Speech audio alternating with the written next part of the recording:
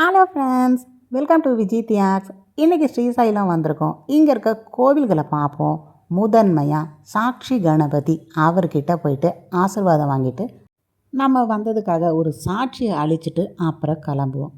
அது என்னங்க சாட்சி கணபதி அப்படின்றீங்களா? ஸ்ரீசைலம் வந்து சிவபெருமானை பார்க்குறீங்கன்னா இங்கே இருக்க சாட்சி கணபதி அவர்கிட்ட நம்ம வீட்டில் இருக்கவங்களோட நட்சத்திரம், ராசி, நம்மளோட கோத்திரம் எல்லாமே சொல்லிவிட்டு அவர்கிட்ட நம்ம இங்கே வந்திருக்கோம், சிவனை வழிபட போகிறோம் அப்படின்ட்டு ஒரு சாட்சி சொல்லிட்டு தான் அதுக்கப்புறம் சிவபெருமானை பார்க்கணும்.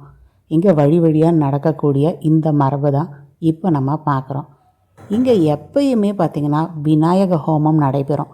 300 ரூபா கொடுத்தீங்கன்னா இந்த ஹோமங்களில் நம்ம பங்கேற்கலாம். சரி வாங்க, நம்ம விநாயகர்கிட்ட அனுமதி வாங்கியாச்சு. இப்போ மலை ஏறுவோம். ஆந்திராவில் நந்தியால் மாவட்டத்தில் இருக்கிறதான் ஸ்ரீசைலம் ஜோதிர்லிங்கம். அதோடு இல்லாமல் சக்தி பீடமாகவும் பிரம்மராம்பிகை தாயாரையும் நம்ம பார்க்குறோம். இங்கே நம்ம ஜோதிர்லிங்கம் பார்க்குறது, சக்தி பீடம் பார்க்குறது ரெண்டும் சேர்ந்து பார்க்குறது இந்த ஆலயத்தில் தான். மல்லிகார்ஜுனர் ஆலயம் அப்படின்னு சொல்லுவாங்க. ஆதிசங்கரர் இங்கே வந்திருந்தப்போ தியானம் செய்த இடம்தான் இப்போ நம்ம பார்த்துட்ருக்கோம். அடுத்ததாக பாதாள கங்கை, ஸ்ரீசைலம் அணை, சாட்சி கணபதி, சிகரேஸ்வரர் கோவில், அக்கா மகாதேவி குகை, செஞ்சுலட்சுமி பழங்குடியினர் அருங்காட்சியகம் இருக்குது, அட்டகேஸ்வரர் கோவில் இருக்குது. எல்லாத்தையும் அடுத்தடுத்து பார்க்கலாம். இப்போ நம்ம முதன்மையாக வந்திருக்கிறது மல்லிகார்ஜுனருடைய இந்த சிவாலயம். ஜோதிர்லிங்கங்களில் ஒரு லிங்கமாக கருதப்படுது. இந்த கோவிலோட வரலாறு பார்க்கலாம் வாங்க. கிருத்த யுகம், அப்புறம் பார்த்திங்கன்னா துவாபர யுகம், திரேதா யுகம், எல்லா யுகங்கள்லேயும் வழிபடப்பட்ட ஒரு ஸ்தலம்னா இந்த ஸ்தலம். அவ்வளோ பழமையான ஒரு ஆலயம். சம்பந்தர், அப்பர், சுந்தரர் இவர்கள்லாம் பாடல் பாடியிருக்காங்க. அதனால் தேவார பாடல் பெற்ற ஸ்தலமாகவும் கருதப்படுது. இதற்கு மேலே நம்ம ஃபோன் எடுத்துகிட்டு போக, வீடியோ எடுக்க அனுமதி இல்லை. இந்த வெள்ளைக்கோட்டுக்குள்ளேயே நம்ம ஃபோனை வச்சுட்டு உள்ளே போக வேண்டியது தான். உள்ள சுவாமி வந்து நம்மளே அபிஷேகம் பண்ணலாம். அதுதான் ஒரு சிறப்பு அம்சம். திருப்பதிக்கு போகும்பொழுது எப்படி கட்டமாக உள்ளே உட்கார வச்சுட்டு உள்ளே அனுப்புவாங்களோ அதே மாதிரி தான். 10 மணிக்கு உட்காந்தோம், 3:30க்கு தான் நாங்கள் சுவாமியை பார்த்தோம். திருப்பதியிலாவது அப்பப்போ நமக்கு சாப்பாடு போட்டுகிட்டே இருப்பாங்க. இங்கே ஒரே ஒரு 10 ரூபா பிஸ்கெட் பேக்கெட் கொடுத்தாங்க. அதுக்கப்புறம் ஒன்றும் கொடுக்கல. கண்டிப்பாக நீங்கள் வரீங்கன்னா சாப்பாடோ இல்லைன்னா சிற்றுண்டியோ கொண்டு வாங்க. அது உங்களுக்கு ரொம்பவே நல்லது.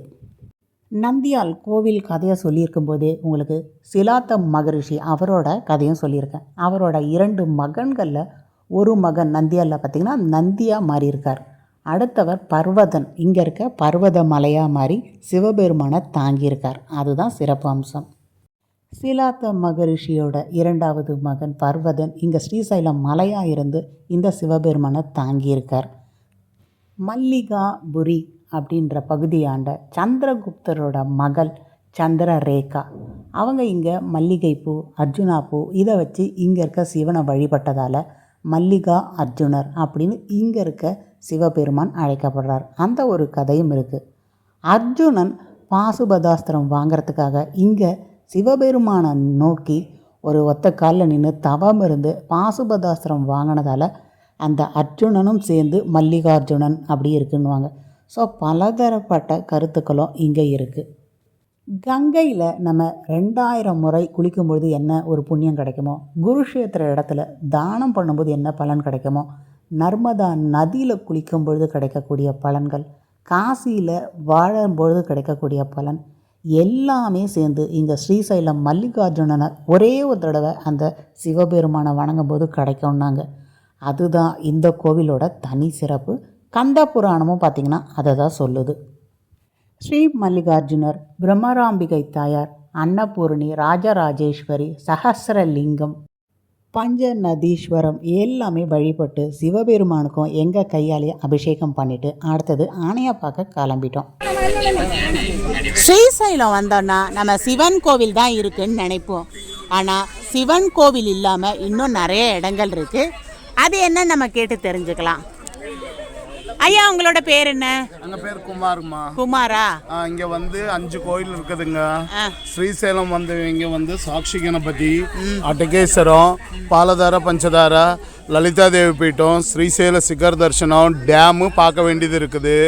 இது பெருவிடி கோயில் பின்னால் இன்னும் 5 கோயில் இருக்குது.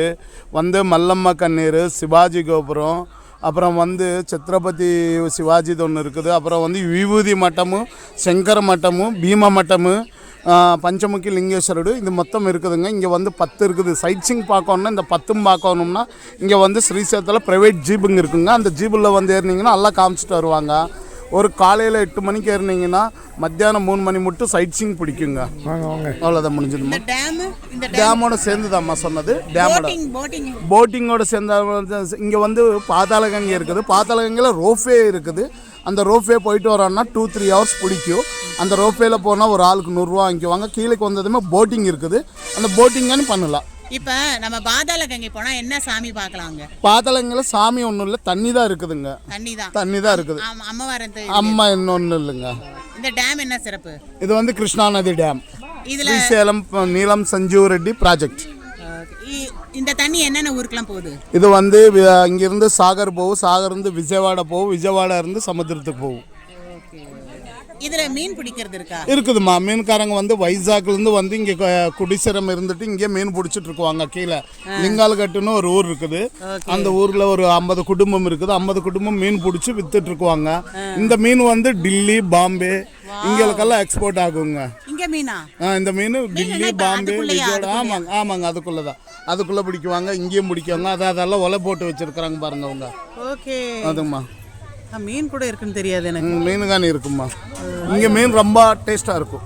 இந்த மீன் டேஸ்ட்டாக இருக்கும். இந்த மீன் ரொம்ப டேஸ்ட்டாக இருக்கும். கிருஷ்ணா நதியில் இருக்கிற மீன் ரொம்ப டேஸ்ட்டாக இருக்கும். எங்களுக்கெல்லாம் வந்து அந்த இந்த என்னது அது என்ன ஊர் அது? நம்ம இதுக்கு போவோமே அஹோபிலமா. நம்ம ஊரில் இருக்கு. அது என்னது? மேட்டூர் டேம் கிட்ட. மேட்டூர் டேம் கிட்ட. மேட்டூர் டேம்க்குனா நம்ம ஸ்ரீசேலம் டேம்ல தண்ணி மீன் ரொம்ப டேஸ்டா இருக்கும். ரொம்ப டேஸ்டா இருக்கும். நீங்க மேட்டூர் டேம் மீன் சாப்பிட்டுருக்கீங்களா? நான் சாப்பிட்டுருக்கேங்க மேட்டூர் டேம். அதுக்குன்னா இதுதான் டேஸ்டா இருக்கும் மேட்டூர் டேம்க்குனா. அதுங்க. இங்க இருந்து அப்படியே அந்த டேம் அந்த பக்கம் இருந்து தெலுங்கானா ஸ்டேட். அங்க இருந்து ஹைதராபாத் போற ரூட்டுங்க.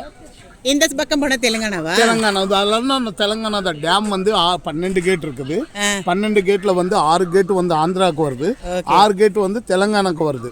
ஓகே. அதுங்க. தண்ணி எப்படி ஆந்திரா தெலுங்கானா பிரிச்சுக்குவாங்க அவங்க. தெலுங்கானாக்காரங்க அங்கிருந்து பிரிக்குவாங்க தண்ணி இவ்வளோ யூனிட்னு. ஆந்திராக்காரங்க இவ்வளோ யூனிட்னு எடுத்துக்குவாங்க. யூனிட் கணக்கில் எடுத்துக்கிறோம். நல்லா இருக்கு டேம். நல்லா இருக்கு. இந்த டேம் பேர் என்னங்க? கிருஷ்ணா நதி. கிருஷ்ணா நீலம் சஞ்சீவ் ரெட்டி ப்ராஜெக்ட். டேம் பேரு கிருஷ்ணா நதி. கிருஷ்ணா நதி. டேம் பேர் வந்து நீலம் சஞ்சீவ் ரெட்டி. நீலம் சஞ்சீவ் ரெட்டி ப்ராஜெக்ட்னு சொல்லுவாங்க. ப்ராஜெக்ட். Okay super. என்ன ஒரு குறை எங்களுக்கு அந்த பாதாளகங்கை பார்க்காது ரொம்ப குறையா இருக்கு. அம்மா அங்கே போகலாமு ஒரு 6 கிலோமீட்டர் போகணும். 6 கிலோமீட்டர் வரோம். கீழே போயிட்டு வரோம். புடியா? நாங்க இறங்கி ஏறியணுமா? அது இல்ல, நாங்க டைரக்டா தண்ணி கிட்ட போவோம். வண்டி கொஞ்சம் பண்ண கஷ்டம் ஆகும். அங்க போயிட்டு வரோம். Okay okay. அது ஓகேனா போகலாம். நாங்க இவ்வளவு லேட்டா வந்துட்டு எங்க போறது? ஸோ இப்போ இந்த டேமில் வந்து பார்க்கும்போது ரொம்ப அழகாக இருக்குது. நீங்கள் இந்த இடத்துக்கு வந்தீங்கன்னா சூரியன் மறையிற காட்சி ரொம்ப அருமையாக இருக்கும். வாங்க நம்ம அடுத்த சைட் சீனுக்கு போகலாம்.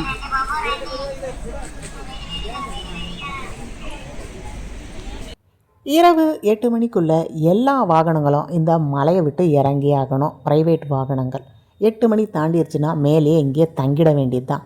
மகாராஷ்டிரா இதை மாதிரி பகுதிகளில் 48 நாள் 50 நாள் இதை மாதிரி டூர்லாம் பார்த்திங்கன்னா இதை மாதிரி பொருட்கள் பெரிய பெரிய பாத்திரம் பண்டங்கள்லாம் கொண்டு வராங்க. 40 பேர் 45 பேர் ஒரு பஸ்ஸில் நல்ல ஸ்லீப்பர் பஸ்ஸோடு வந்து இந்த இந்தியா முழுக்க சுற்றி பார்க்குறாங்க. ஸோ இப்போ நிறைய பேர் ட்ராவலில் ஆர்வமாக இருக்காங்க. முன்ன மாதிரி கிடையாது மக்கள். இது வந்து ஒரு டூரிசம் ஸ்டூடெண்ட்டாக எனக்கு ரொம்பவே பிடிச்சிருந்தது. வாங்க அவங்களோட பஸ்ஸுக்குள்ளே என்னென்ன வசதி இருக்குதுன்னு பார்ப்போம். 48 நாள் இந்திய சுற்றுப்பயணம் சொன்னாங்க. அவங்க சாப்பிடக்கூடிய உணவுகள்லாம் ரொம்ப சிம்பிளாக இருந்தது. உணவுக்கு அவங்க இம்பார்ட்டன்ஸ் கொடுக்கல. உப்மாவை பாருங்கள். இதுதாங்க அவங்க ட்ராவல் பண்ணி வந்த பஸ். ஒரு 45 பேர் தொடர்ந்து 48 நாள் பயணம். இதை மாதிரி நல்லா ஜம்முன்னு கால் மேலே கால் போட்டுட்டு இந்த லைஃப்பை என்ஜாய் பண்ணுறாங்க. கண்டிப்பாக நீங்களும் இந்த சுற்றுலா போகும்பொழுது உங்களுக்கு மன அழுத்தம் போகும். நல்ல ஒரு மகிழ்ச்சி கொடுக்கும். பணம்னு சேர்த்து வச்சு ஒன்றுமே பண்ண போகிறது இல்லைங்க. இந்த மக்கள் என்ஜாய் பண்ணுற மாதிரி நீங்களும் என்ஜாய் பண்ணுங்கள். ட்ராவலுக்கு இம்பார்ட்டன்ஸ் கொடுங்க. கண்டிப்பாக இந்த வீடியோ பிடிச்சிருந்துன்னா விஜி தியாக்ஸ் சேனலை லைக் பண்ணுங்கள், ஷேர் பண்ணுங்கள், சப்ஸ்கிரைப் பண்ணுங்கள். இதற்கு முன்னாடி பார்த்திங்கன்னா அகோபுலம் நவ நரசிம்மர் அந்த ஆலய வரலாறு போட்டிருக்கேன். இதுவரையும் பார்க்கலையா? சப்ஸ்கிரைப் பண்ணிக்கோங்க. யாகண்டி இங்கே இருக்க சிவபெருமான், அப்புறம் பெருமாள், இந்த அழகான குளம் எல்லாமே ரொம்ப அருமையாக இருந்தது. நந்தியால் இந்த பதிவும் உங்களுக்கு தனியாக போட்டிருக்கேன். எல்லா பதிவுகளையும் பாருங்கள். 500க்கும் மேற்பட்ட சிவாலயங்கள் பதிவிட்டிருக்கேன். இதுவரையும் சப்ஸ்கிரைப் பண்ணாதவங்க சப்ஸ்கிரைப் பண்ணிக்கோங்க. கோவிலுக்கு போயிட்டு வந்து நிறைய மறக்க முடியாத பொருட்களும் வாங்கிட்டு வந்திருக்கேன்.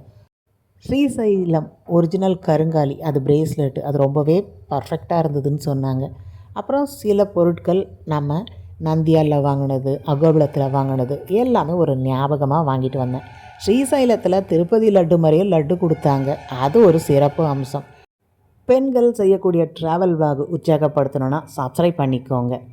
அடுத்தது என்ன, இவங்க கோயம்பேடுலேருந்து திரும்பி கிளம்புறாங்களேன்னு பார்க்குறீங்களா? ஆமாங்க, அடுத்த டூர் ஒன்று கிளம்புறேன். ஸோ இப்போ என்னென்ன கோவில் போகிறேன்றது தொடர்ந்து வரப்போகுது. சப்ஸ்கிரைப் பண்ணலையா சப்ஸ்கிரைப் பண்ணுங்கள். லைக் போட மறக்காதீங்க.